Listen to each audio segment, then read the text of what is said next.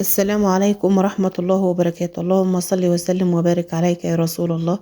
أهلا بحبايب قلب المتابعين. النهاردة هنعمل مع بعض أحلى بيتزا زي ما انتم شايفين كده. احنا زهقنا بقى من أكل اللحمة وكلام من ده.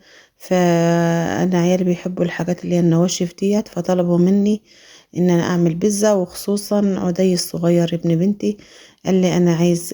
كان عندي وقلت له عايز تاكل ايه يا قلب ستك؟ قال لي أنا عايز أكل بيتزا يا تيتا.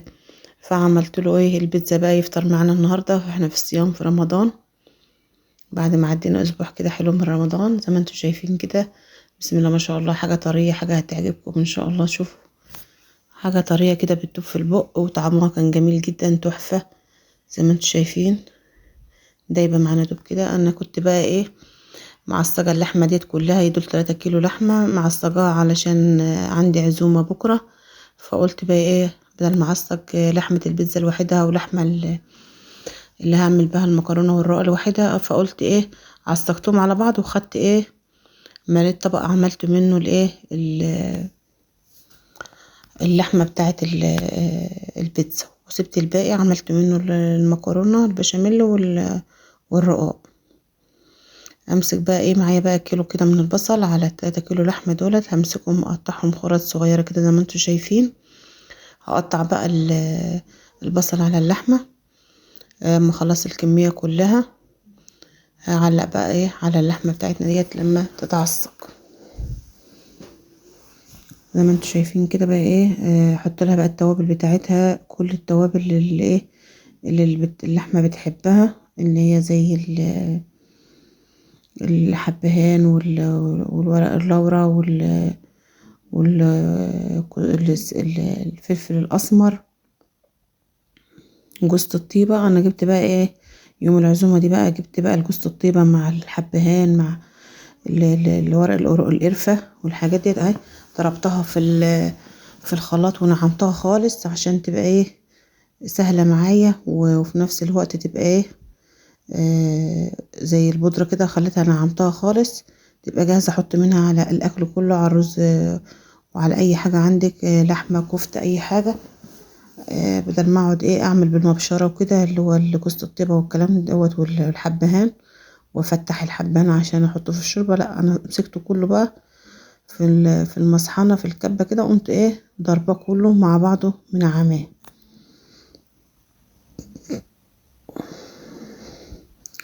زي ما انتوا شايفين كده، همسك البصل كله كده ايه هنعمه كده بقى علشان اعمله على اللحمة.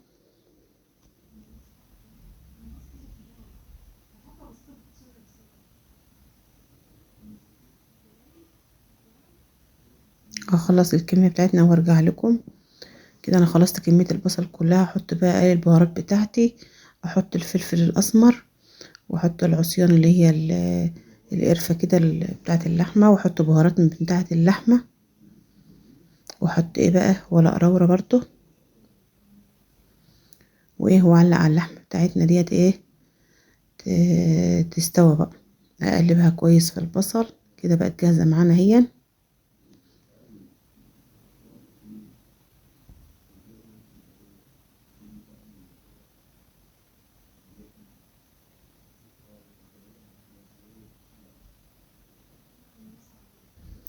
كده معايا خميرة ومعلقة سكر، وجبت لبن بقى كده ايه ادوب بقى الخميرة بتاعتنا ديت في اللبن كويس علشان اعمل بيها عجينة البيتزا. ادوب الخميرة كويس لان الخميرة دي خميرة بيرة، مع معلقة السكر وايه واجهز بقى معانا الدقيق. كده الخميرة كلها انا مسكتها دوبتها كويس في الحبة اللبن دولت مع السكر. وكده معايا بقى ايه كيلو 300 من الجرام من الدقيق، وحطت لهم معلقة قيمة معلقة صغيرة من الملح كده. والخميرة بتاعتنا اهيت والزيت جاهز. الخميرة اللي انا دوبتها معاكم احطها بقى على البيتزا بتاعتنا كده. اجيب بقى شوية لبن كده ايه اعمل بهم مضع الخميرة كده، اجيبهم مضع الخميرة، وامسك بقى ايه الف العجينة بتاعتنا بتاعة البيتزا ديت بقى ايه، عجينها بقى عجين يعجبكم كده. معايا بقى ازازة الزيت، ومعايا زي ما انتوا شايفة اللبن كده. بقشط وش اللبن اللي انا غلياه عشان ايه، يخلي العجينة بتاعتنا طرية وناعمة كده وطعمها حلو.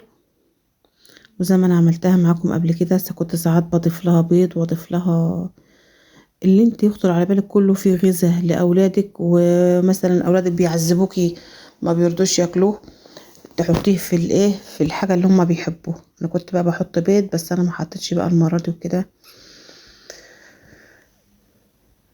علشان انا عيالي بيعذبوني في شرب اللبن وبيعذبوني في البيض برضو. فانا ايه، عملت لهم بقى البيتزا هي فيها اللبن، بحط لهم برضو فيها بيض، واللحوم برضو بتبقى موجوده. ساعات بعملها بالفراخ، وساعات بعملها باللحمه المفرومه زي ما انتوا شايفين. وهم بيحبوا الحاجات ديت، فبعمل لهم اللي هم ايه بيحبوه. امسك بقى العجينه الف لف كويس كده، واديله بقى ايه لبن بقى بالكبشه على قد كده ايه، بحط على قد ما العجينه بتاعتنا هتقبل مني زي ما انتوا شايفين كده، لحد ما العجينه تستكفى بالحليب. وفي نفس الوقت ما بتبقاش ما عادتش عايزه ايه حليب فيها برضو. الف بقى العجينه كويس كده، احط كمان شويه على حبه الدقيق دولت،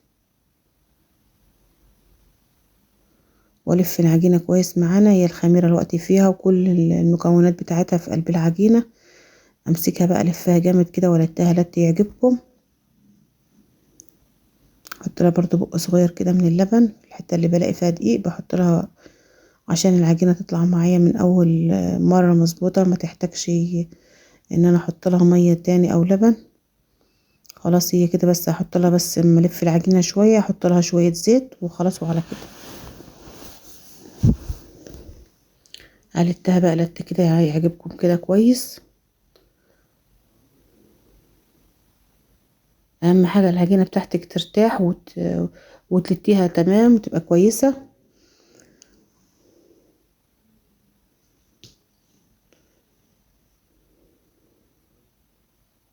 كل ما تلت العجينه وتدي لها حقها في العجين، بتديكي عجينه طريه وعجينه ملمسها طري، وفي نفس الوقت بتبقى سهله في التبطيط.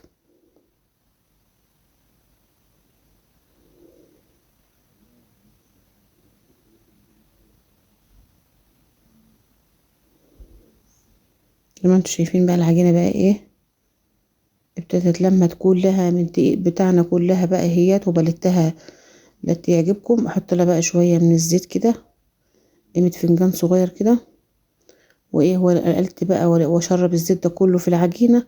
لا ايه، وما تشرب الزيت بقى كده تبقى خدت حقها في اللت وبقت مظبوطه العجينه معانا.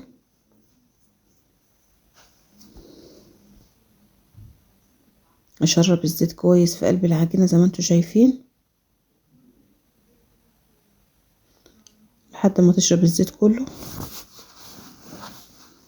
كده. انا خلصت العجينه هي اتلتيت ولت يعجبكم، وشربتها من الزيت كويس، وكده شربت العجينه شربت الزيت بتاعها واتلتت يعجبكم. الفها بقى واغطيها بحاجه، واحطها بقى ايه جنبي كده على البوتاجاز، عشان تبقى جنب البوتاجاز وهو والح كده في الدفا، لان الجو لسه برد برضو، فيه هوا وبرد، عشان العجينه بتاعتنا تشيل معانا وتخمر بسرعه، عشان انتوا عارفين ان احنا في صيام.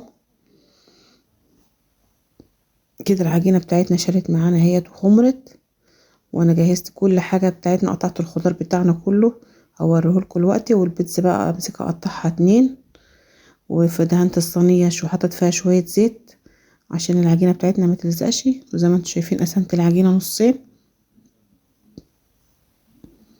ابتدي بقى افردها، لان انا مش هستنى عليها ان هي ترتفع، لان انا كنت ايه اليوم ده كان يوم جمعة، وانا طلعت ايه على التراب، وجيت بقى ايه بما فيش قبل القرآن بحاجات بسيطة بجهز بقى في البيتزا.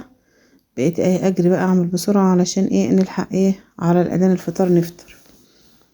زي ما انتوا شايفين بططتها تبطيطة كويسة كده وبالشوكة وغرستها فيها، وكنت معلقة على تقلية على النار، مقلية للبسلة بتاعة العزومة. قلت خدت منها بقى معلقه من الصلصه. ما كانش عندي كاتشب، ممكن تحطي كاتشب ممكن تحطي صلصه، بس انا قلت الصلصه بتاعتنا دي ريحتها حلوه وتبقى طعمها حلو مع البيتزا، وفعلا كان طعمها فعلا جميل جدا لانها معموله بالبصل، معموله للبسله، فكان طعمها جميل، فدت برضو نكهه حلوه للبيتزا.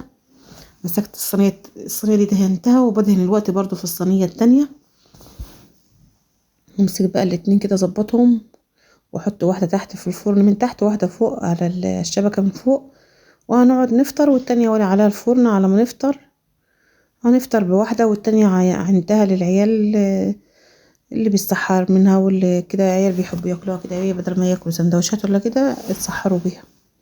زي ما انتوا شايفين همسكهم بقى الاتنين، هظبطهم تظبيطه حلوه كده. فردت التقليه بتاعتنا كلها على الصينيتين الاتنين، وبقيت هجيب بقى بقيه المكونات هوريها لكم، وافردها على برضو كوز الصواني زي ما انتوا شايفين كده. كده انا فردت الصلصه عليها كلها على الصينيتين الاتنين مظبوط، ظبطتهم الاتنين. هجيب بقى ايه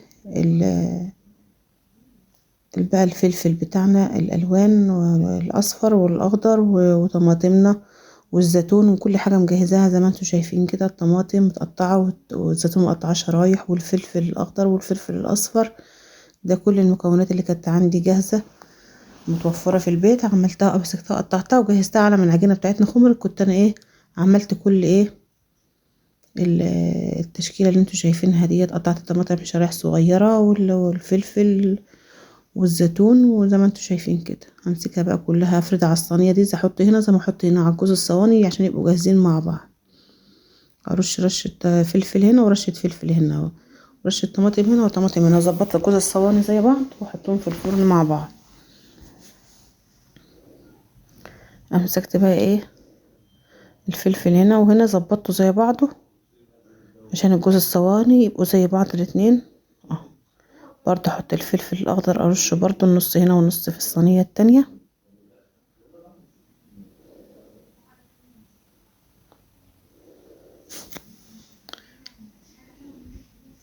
اجيب برضو الزيتون بنفس الطريقة برضو، او نص ارش برضو النص هنا ونص هناك.